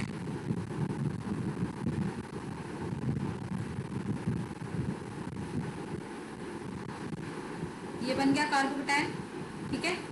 अब जरा ध्यान दीजिएगा इस बात पे कि यहाँ पे अब जब ये हो गया, अब H निकलना है, मतलब अब बेस का काम आएगा, तो बेस अब H लेगा, या तो H यहाँ से ले सकता है, या फिर यहाँ से H ले सकता है, या फिर यहाँ से ले सकता है। अब यहाँ से ले या यहाँ से ले, सब कंपाउंड एक ही बनेगा, बट यहाँ से जो H लेंगे उससे जो एल्कीन बनेगा वो ज्यादा स्टेबल बन गया रहेगा कंपेयर टू दिस। तो यहाँ से कोई एक H ले लेंगे ताकि more stable alkene major product बन जाए। तो सेजेफ रूल के हिसाब से ये एल्कीन बन जाएगा और ये मेरा क्या बन जाएगा, major product. So this is following even elimination and it is also following Saytzeff. बात क्लियर? Yes ma'am. इसी तरीके से आगे देख लेते हैं।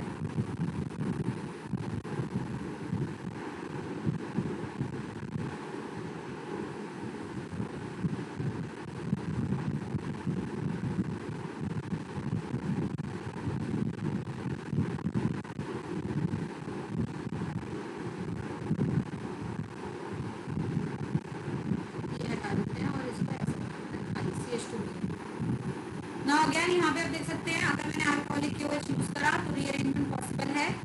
सबसे पहले यहाँ एक कार्बोकेटायन बना देंगे जो कि अगेन 1,2 रिंग एक्सपेंशन में चला जाएगा।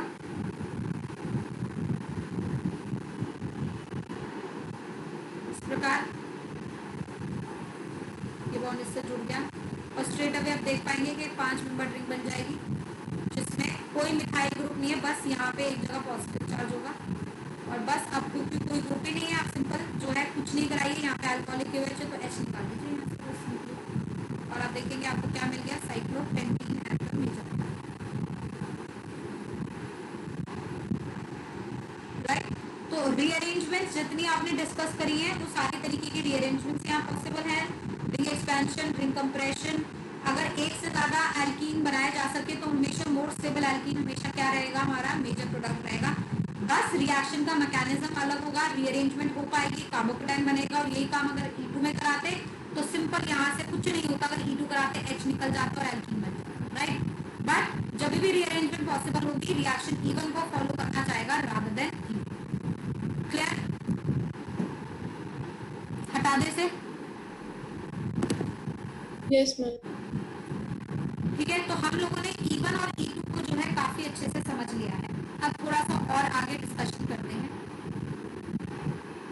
अगर आप अभी तक जो केसेस कर रहे थे बेटा वो था डीहाइड्रोहैलोजिनेशन का।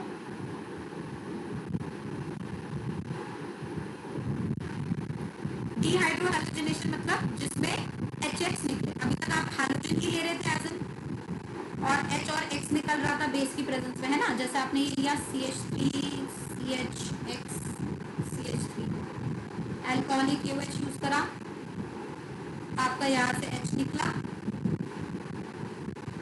और X निकल गया और आपका क्या हो गया, एक alkene as a major product. ये है डीहाइड्रोहैलोजिनेशन, जो कि या तो E1 से हो सकता है या तो E2 से हो सकता है, depending upon substrate and base.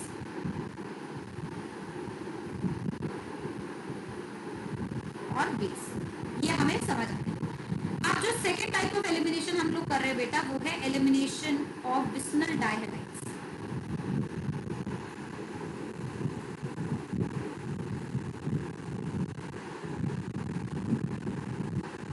लोग ध्यान रखेंगे, पहली बात, ये विस्नल डायलाइट्स क्या होते हैं बेटा? विस्नल डायलाइट्स होते हैं जो बगल बगल वाले कार्बन पे हाइड्रोजन लगा है। दिस इज विस्नल डायल, मतलब 1 2 डायलाइट्स। विस्नल मींस 1 2 डायलाइट्स। जस्ट एडजेसेंट कार्बन पे अगर 2 हाइड्रोजन्स लगे रहेंगे तो दे आर विस्नल डायलाइट। और विस्नल डायलाइट को एलिमिनेट कराने के लिए आप 2 रिएजेंट यूज कर सकते हैं, या तो आप NaI इन एसीटोन यूज कर सकते हैं, या फिर आप जिंक यूज कर सकते हैं। Zinc compound, zinc in acetone या जिंक इन H+, कुछ भी यूज कर सकते हैं। बट यहाँ जो केयरफुल रहने की बात ये है कि एलिमिनेशन विस्नल डायलाइड का हमेशा E2 एलिमिनेशन से होता है, इसमें कभी भी इवन एलिमिनेशन नहीं होती है। बहुत क्लियर है, हमेशा यहाँ पे क्या होता है? E2 elimination. तो यहाँ पे आप ऐसे समझ लीजिए कि दोनों Br जो है निकल जाते हैं, एक Br प्लस की फॉर्म में निकलता है बॉन्ड, और एक Br as a leaving group निकलता है और आपको एल्कीन। बट रिएक्शन का मैकेनिज्म हमेशा E2 रहता है। जैसे सपोज आपके पास ये हो गया, तो आपने लेट्स से NaI एसीटोन डाल दिया, विस्नल डायलाइट्स निकल जाएंगे यहाँ से X ऐसे, ये बॉन्ड इधर, ये बॉन्ड इधर, and you will get a alkene. But the reaction of alkene would, mechanism of alkene would be E2, मतलब यहाँ कोई कार्बोकेटायन नहीं बनेगा और कोई रीअरेंजमेंट की बात नहीं आती है। बात क्लियर है? तो विस्नल डायलाइट सिंपल वाया E2 एलिमिनेशन ही रिएक्शन देते हैं, मतलब E2 की सारे कैरेक्टरिस्टिक्स इसके अंदर आएंगे। एंटी एलिमिनेशन होगा हमेशा, और हमेशा जो है रीअरेंजमेंट नहीं होगा, स्टेबल ट्रांजिशन स्टेट बनेगा। सेज रूल डिपेंड करता है, फॉलो होना नहीं होना कुछ नहीं कह सकते। बट यहाँ पे इंपॉर्टेंट जो है वो ये है कि ये जो Br है, ये दोनों Br जो है, यहाँ तक ये बेसिक वाली बात सबको क्लियर हो गई। अब जरा इंपॉर्टेंट बात कर, स्टीरियोकेमिस्ट्री ऑफ E2।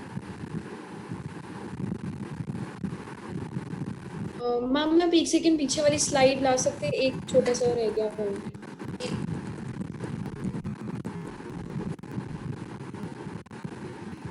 मैम डिहाइड्रोहैलोजनेशन भी E2 फॉलो कर रहा था ना? डिहाइड्रोहैलोजनेशन डिपेंडिंग अपॉन सबस्ट्रेट और बेस, E1 और E2 दोनों हो सकते हैं बच्चे। Okay ma'am. मैम हो गया। हाँ, तो मैं बता रही थी आपको स्टीरियोकेमिस्ट्री ऑफ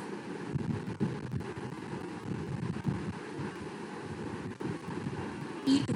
E2 की स्टीरियोकेमिस्ट्री लेंगे और एग्जांपल लेंगे विस्नल डायहाइलाइड का elimination of विस्नल डायहाइलाइड।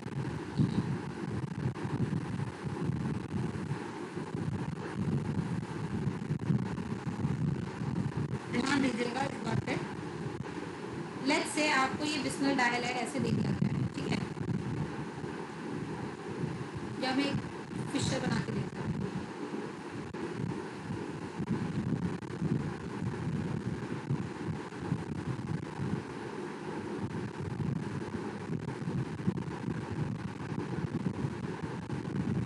Can you see this is a meso compound? ये meso है, यस मैम। बट इसमें मैंने डाल दिया NaI एसीटोन। तो विस्नल डायलाइड निकलेंगे, Br निकलेगा, एल्कीन बनेगा, है ना? तो we get a alkene A। Now I have to decide कि एल्कीन सिस होगा या ट्रांस होगा, ठीक है? तो उसके लिए सबसे पहले, जैसे मैंने आपको बताया कि यहाँ पे E2 एलिमिनेशन होता है। E2 मतलब एंटी एलिमिनेशन। तो बड़ा ध्यान देंगे कि एंटी कैसे कराना। आपको ये तो पता है कि फिशर कैसे बनाते हैं। फिशर प्रोजेक्शन सॉहॉर्स में इस तरीके से दिखता है, याद है? ऐसे बनाते थे ना, फिशर इज इक्लिप्स्ड, और वो भी इक्लिप्स ये वाला फॉर्म बना दी थी। अभी तक जब मैंने एडिशन में स्टीरियोकेमिस्ट्री कराया था तो उल्टा कराया था, मतलब हम क्या करते थे, इस वाले से इस पे जाते थे। अब मैं इसको इस पे लेकर आई, ठीक है? तो जो भी ऊपर नीचे ग्रुप्स लगाती थी वो यहाँ होते थे, जो भी ये लाइंस पे ग्रुप होते थे पैरेलल लाइंस पर होते थे। तो H और H पैरेलल लाइंस पर होंगे और Br पैरेलल लाइंस पर। बोलो ये बात क्लियर है? ठीक है? Yes ma'am. बट ये इक्लिप्स है ना बच्चे, एलिमिनेशन किससे होगा? स्टैगर्ड फॉर्म से। ये बात हमेशा याद रखिए, एलिमिनेशन किससे होगा? मोस्ट स्टेबल फॉर्म से, दैट इज स्टैगर्ड। तो पहले तो इसे स्टैगर्ड में बदलिए। तो चाहे आप इसको 180 से रोटेट करिए, चाहे इसको 180 से रोटेट करिए, कोई फर्क नहीं पड़ता। लेट्स से मैं इसको 180 से रोटेट करूँ। हमेशा यहाँ ये पॉइंट याद रखेंगे कि एलिमिनेशन हमेशा स्टैगर्ड से ही होगा। जब मैंने 180 से रोटेट करा तो ये CH3 ऊपर पहुंच गया, Br एकदम इधर आ गया एडजेसेंट, और H एकदम इधर आ गया, आया ना।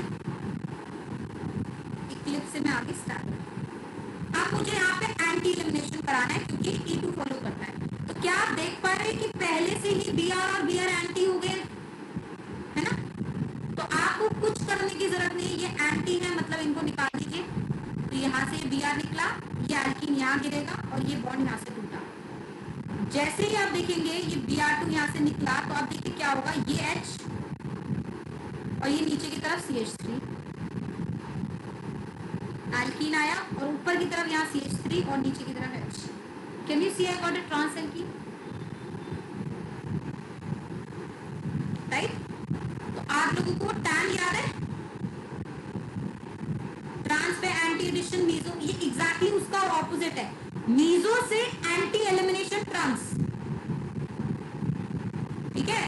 तो ट्रांस पे एंटी एडिशन मीजो देता है, वैसे मीजो पे एंटी एलिमिनेशन क्या देगा आपको, ट्रांस एल्कीन। तो कार और टैन वैलिड रहेंगे बेटा, बात क्लियर। बस आप रिएक्शन को उल्टे डायरेक्शन में लेके जाओ। अब इसमें अगर मैं Br2 ऐड करूं तो एंटी ऐड होंगे, मीजो बन जाएगा। और अगर मीजो से Br निकालूं तो एंटी ही निकलेंगे और ट्रांस एल्कीन बन जाएगा। बोलो बात समझ आई।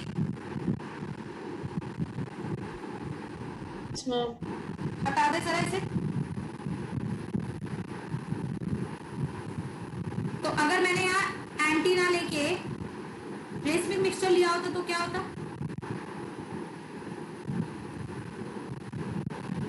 This is this and the other one can be a racemic mixture, है ना। तो लेट्स से मेरे पास ये है और अगर इस तरीके से प्रेजेंट है और आपने इस पे NaCl डाल दिया या जिंक H+ डाल दिया, तो सबसे पहले इसका फिशर बनाइए।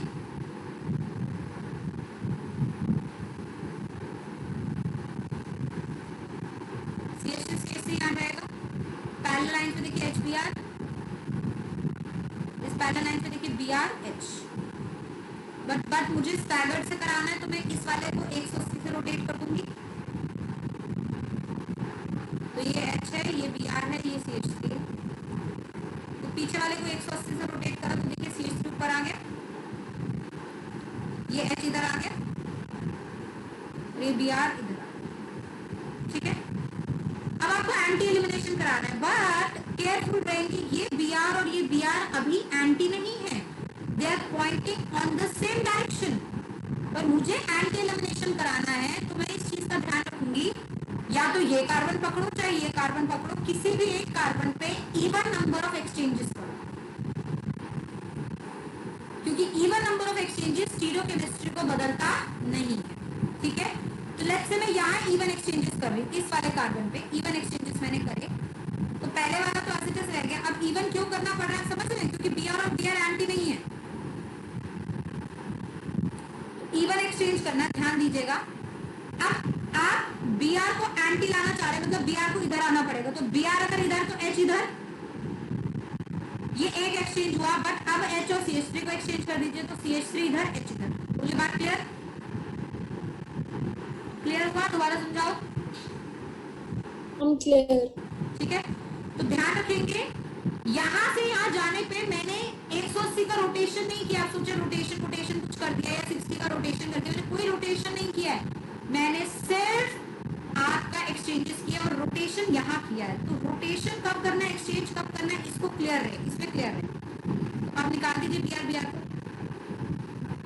और आप देखिए एल्कीन क्या बनेगा आपका, H यहाँ, CH3 नीचे, यहाँ देखिए H ऊपर CH3 इधर, देख पा रहे हैं किससे एल्कीन है ना। तो वही हो गया, अगर आप सिर्फ एल्कीन पे एडिशन कर देते, रेसिन करते हैं, रेसमिक के किसी भी इस पे एंटी एलिमिनेशन करेंगे, हमेशा क्या मिलेगा, सिस एल्कीन बनेगा। बस आप ऑपोजिट डायरेक्शन में जो है वर्क कर रहे हैं। Is that clear till now? Yes ma'am. Yes ma'am. आज की क्लास में यही खत्म करते हैं, अगली क्लास में हॉफमैन एलिमिनेशन और इवन सीबी और ईआई को डिस्कस करेंगे। बट उससे पहले बेटा सैटरडे की जो हमारी क्लास होगी उसमें मैंने एक असाइनमेंट आज ग्रुप पे भेजा है ना, उस असाइनमेंट का मैं डिस्कशन करूंगी, मतलब उस असाइनमेंट के अंदर जो भी जीओसी के क्वेश्चंस है उसका डिस्कशन करूंगी, क्योंकि इसी बेसिस पे आपका टेस्ट होगा संडे 5 जुलाई को, ठीक है। संडे टेस्ट के टाइमिंग्स यस मैम। तो कोऑर्डिनेट कर लेंगे।